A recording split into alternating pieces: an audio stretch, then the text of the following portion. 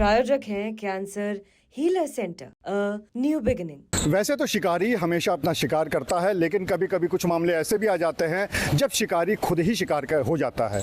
और इसमें सबसे बड़ी बात यह है कि जब बात कानपुर की हो तो एक कानपुरिया ही ऐसा हो सकता है जो कि शिकारी को ही शिकार बना दे। जी हाँ, हम बात कर रहे हैं कानपुर के एक शख्स की जिसने साइबर ठग को ही ठग लिया। हुआ ये था कि यहाँ के कानपुर के रहने वाले भूपेंद्र के पास एक फ़ोन आता है। उस फ़ोन में बाकायदा एक व्यक्ति दिखाई पड़ता है जिसने कि पुलिस की वर्दी पहनी हुई है और वो ये कहता है कि मैं सीबीआई से बोल रहा हूँ। उसके बाद वो इस बात को लेकर डराता है कि तुम्हारी कुछ न्यूड फोटोग्राफ्स और वीडियोज़ हमारे पास हैं और एक लड़की ने तुम्हारी शिकायत कराई है, इसलिए इसमें FIR दर्ज हो गई है और अब तुमको पुलिस गिरफ्तार करने आ रही है। भूपेंद्र जब ये पूरी बात सुनता है तो ये समझ जाता है कि ये पूरी एक साजिश है, ये पूरे साइबर ठग हैं, क्योंकि लगातार इस तरह के वीडियोस वायरल भी होते रहते हैं। लेकिन वो इन ठग को ही ठगने की सोचता है और उसके बाद वो ठग से कहता है कि मैं तो एक छात्र हूँ, छोटा सा 10th क्लास का छात्र हूँ और मेरे घर पे मत भेजिएगा पुलिस, क्योंकि मेरे मम्मी पापा मुझे बहुत मारेंगे। इसके बाद ठग को विश्वास हो जाता है कि वाकई में ये कोई एक छोटा लड़का है और जो कि उसकी बातों में फंस गया है। उसके बाद भूपेंद्र कहता है कि मेरे पास पैसे तो नहीं है, लेकिन हाँ, मेरी माँ की एक चेन है 1,20,000 रुपए की, उसको 40,000 रुपए में एक सुनार के पास गिरवी रखा है और उसको छुड़ाने के लिए कुछ पैसे चाहिए हैं जो कि मेरे पास नहीं हैं। ये बात सुनकर जो साइबर ठग होता है वो लालच में आ जाता है। उसको लगता है कि अगर थोड़े से पैसे देकर 1,00,000 रुपए मिल सकते हैं तो इसमें बुराई क्या है। तो वो खुद भूपेंद्र से कहता है कि तुम एक काम करो, तुम मुझसे ही ये पैसे ले लो। और उसके बाद भूपेंद्र धीरे धीरे करके और मांग करता जाता है और तकरीबन 9,000 रुपये ठग से ही ऐंठ लेता है। सबसे पहले तो हम आपको ये दिखाते हैं कि जब ये पूरा मामला चल रहा था, जब खुद ठग ने ही ठगी का शिकार होकर भूपेंद्र को पैसे दे दिए, तो उसके बाद उसने फ़ोन करके क्या कहा।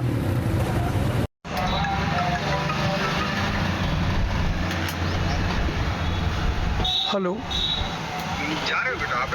हाँ सर, जा रहे हैं, बस पैसे के लिए लड़के से कहा है। देखो सर, वो अपने घर पे गया लेने। जी सर। ये बोल रहे हैं जी। आज मैडम का अकाउंट नंबर दिया जाएगा जी। क्योंकि CDR मैडम आई हुई है, सीनियर ऑफिसर ना। जी जी। जिसमें से आप लोगों की 36 वीडियो 12 फोटो हमारे पास है ना। जी। उन्हीं मैडम के माध्यम से डिलीट होगा, समझ में आ रहा है? नहीं सर, हम आज अभी करा दे रहे हैं सर। हाँ तो नहीं, पहले मेरी बात सुन लो जी। राजू जी। यहाँ से WhatsApp तुम्हें नंबर बताना पड़ेगा, ठीक है? जी। उस पे तुम्हारे पास 14 अंक का खाता अकाउंट नंबर आएगा, समझे? जी। हाँ, मैडम वाला। जी। मैडम के अकाउंट पे जब पैसा तुम कराने जाओगे, ठीक है, जी। तो बोल दोगे मम्मी का अकाउंट है, ठीक है? जी। हाँ, मम्मी वाले अकाउंट पे ऐसे बोल के तुम करा दोगे तो तुम्हें कोई दिक्कत, कोई प्रॉब्लम नहीं पूछेगा, ठीक है? जी। ये बोल देना मम्मी के अकाउंट पे पैसा डाल दो, ठीक है? जी। हाँ, नाम हम बता देंगे, उसी मैडम, जब मैडम का नाम आ जाए तो बोल देना ठीक है, इसी पे जमा कर दो, ठीक है? जी। जब जमा कर दे बेटा तो उसकी फोटो ले लेना, ठीक है? जी। जी। हाँ, देखिए बेटा, इतनी मदद तुम्हारे घर फैमिली की कोई न करता जितना पैसा मैंने लगा दिया अपनी तरफ से। जी सर, आपने मदद काफ़ी करी सर मेरी। मैंने तुम्हारे ऊपर 7,000 रुपये लगा दिया है। हम सर उसका आगे बढ़ा के सर हम आपको अभी कर रहे हैं सर, तुरंत। देखिए बेटा, सुनिए जी। पैसे वाली अपनी जगह बात है, जब वहाँ से तुम पैसा दोगे, जी। पहले मेरी बात ध्यान से समझ लेना, ठीक है? जब पैसा तुम वहाँ से यहाँ से वहाँ ट्रांसफ़र करोगे, बेचोगे, 82,000 की बिकेगी, पहले बात समझ लीजिएगा बेटा। जी। मैं तुम्हारा यही है ना सोचना कि मैं तुम्हारा पैसा खा जाऊंगा, समझ में आ रहा है? नहीं। तुम्हारे पास है ना, तुम्हारे पास है पैसा। नहीं सर, हम आपको पैसा दे देंगे। आपने सर इतनी हेल्प मेरी करी है सर। पहले मेरी बात सुनिए राजू। जी सर। हेलो। जी जी। हेलो। ये बोल रहे हैं राजू, जी। जब जाओगे CDR मैडम के पास, जी। तुम वहाँ से, तुम्हारे पास पैसे ज्यादा होंगे, इस वजह से तुम पैसा कितना लगाओगे वो मैं बता दूंगा कि इतना पैसा लगा दो, फिर तुम्हारा पैसा जितना बढ़ जाएगा मैं रिटर्न वापसी करवा दूंगा, ठीक है? ठीक है। इतनी रकम लेके घूमोगे तो कोई देखेगा तो यही बोलेगा, तुम्हारे गांव का कोई बंदा देख लेता है तो तुम्हारे हाँ सर, बता तो देगा। बता देगा ना। हाँ सर। अब मान लो तुम्हारे पीछे कोई तुम्हारे गांव का कोई लग जाता है बेटा, वो पैसा वैसा देख लीजिए, अभी दुकानदार तुम्हारी चैन नहीं दे रहा है, तो इसी वजह से मैं बताऊंगा मैडम के लिए जितना पैसा लगाना है उतना पैसा लगा देना, जितना बढ़ेगा मैं तुम्हारा पैसा रिटर्न वापसी कराऊंगा, ठीक है। हाँ सर, फिर हम आपसे जो खर्चे होते होंगे हम लेते रहेंगे। हम तो सोच रहे थे कि दोस्त के पास रख देंगे। मैं बताऊंगा मैडम के पास कितने पैसे लगाना है, ठीक है। ठीक है सर। हाँ, और तुम मेरा नंबर पर्सनली अपने पास रखे हुए, ठीक है। जी सर, जी। हाँ, कोई दिक्कत कोई परेशानी आती है, कोई तुम्हें मारने धमकाने की करता है, तुम्हारे पास कॉल करो, तुम्हारे पास तुरंत उसके लड़के को अरेस्ट करवा दूंगा, ठीक है। जी सर, जी। जाओ बेटा, फटाक से जाओ, समझ लो बहुत समय हो गया है, और बेटा 2 बजे दुकानें बंद हो जाती हैं, फटाक से जाओ। जी सर, जी। वहाँ से सामान लेकर फटाक से पैसा लेने के बाद जहाँ तुम टाइपिंग कराने गए तो वहाँ पैसा ट्रांसफर कर देता है ना। हाँ सर, कर देगा वो। हाँ, तो अकाउंट नंबर व्हाट्सअप बता देना, व्हाट्सअप पे उसी नंबर पे व्हाट्सअप मैं बता दूंगा, ठीक है। जी सर।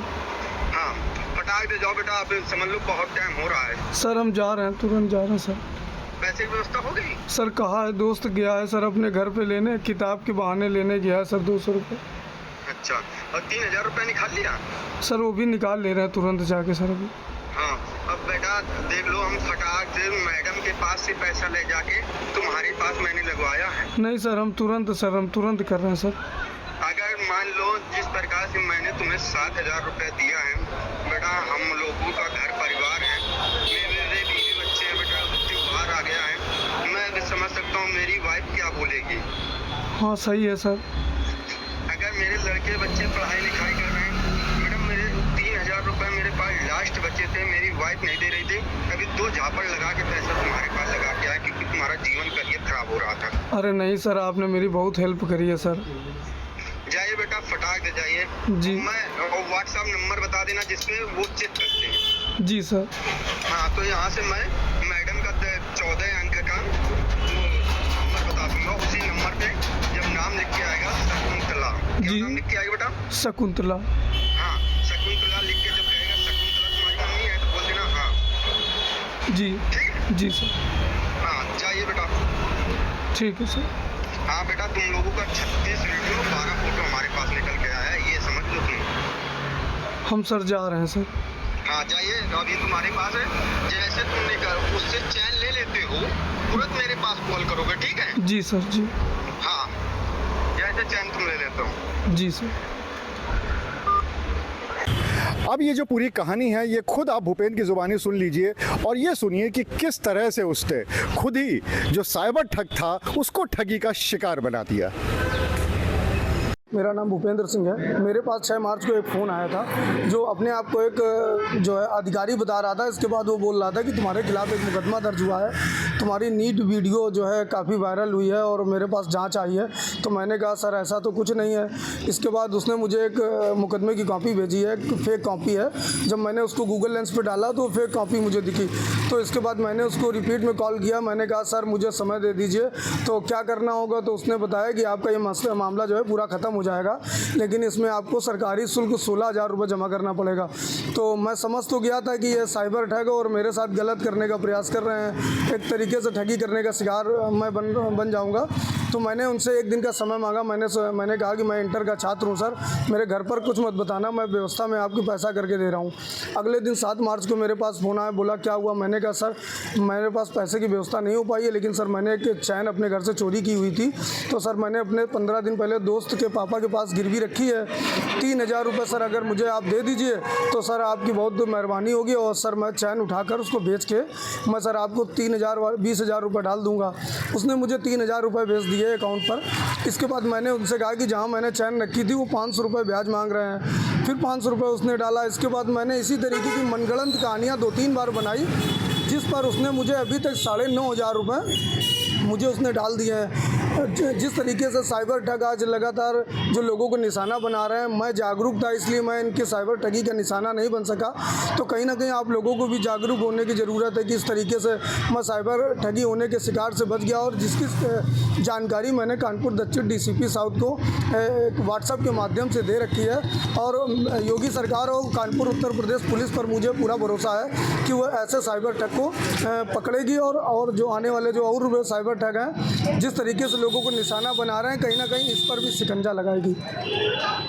अभी कहानी यहीं पे ख़त्म नहीं होती है। हालांकि इस पूरे मामले के बारे में भूपेंद्र ने पुलिस को इत्तला कर दी है, लेकिन साथ ही साथ एक बात और भी है कि अभी भी लगातार ठग भूपेंद्र के संपर्क में है, उसको फ़ोन कर रहा है और उसको ये बताने की कोशिश कर रहा है कि मैंने तुम्हारे ऊपर काफ़ी पैसे लगा दिए हैं, इसलिए जल्दी से जल्दी वो सोने की चेन भेज दो और जो भी 1 लाख रुपया आता है वो उसको दे दो। तो लगातार ये बातचीत अभी भी चल रही है। अब देखने वाली बात ये होगी कि पुलिस इस पूरे मामले में क्या कार्रवाई करती है और साथ ही साथ क्या ठग को इस बात का इल्म हो पाता है कि जिसको वो ठगने गया था उसने उल्टा ही उसको ठग लिया और वो एक कनपुरियों के हाथों में ठगी का शिकार हो चुका है। अनुराग अग्रवाल, TV9 कानपुर। प्रायोजक हैं cancer healer centre, a new beginning.